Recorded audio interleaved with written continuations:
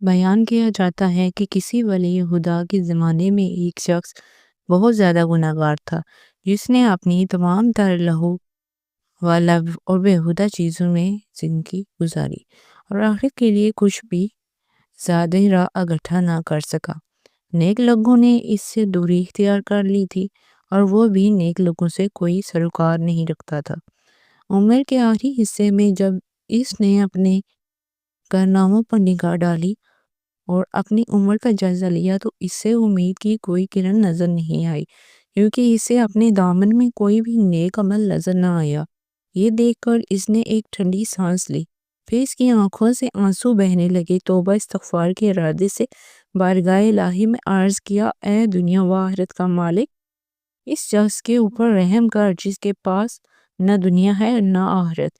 اس کے مرنے کے بعد شہر والوں نے خوشی منائی اور اس شہر سے باہر کسی کھنڈر میں پھینک دیا۔ اس موقع پر اسی ولی خدا کو عالم ہوا میں حکم ہوا کہ اس کو غسل و کفن دو اور متقی پرہیزگاروں کے قبرستان دفن کرو۔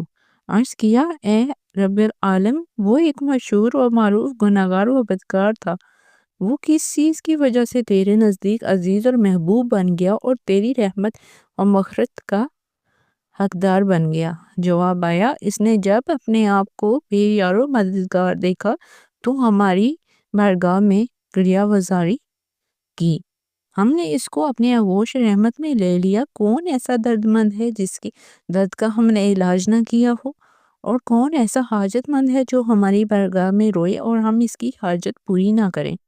کون ایسا بیمار ہے جس نے ہماری بارگاہ میں گریہ وزاری کی اور ہم نے اس کو شفا نہ دی ہو؟ تو میرے عزیز مسلمان بہن بھائیوں، انسان خطا کا پتلا ہے، غلطی ہر ایک سے سرزد ہو جاتی ہے، لیکن خوش قسمت ہے وہ انسان جس نے اپنی حالت کو پہچان لیا اور اپنی زندگی میں ہی سچے دل سے توبہ کر لی۔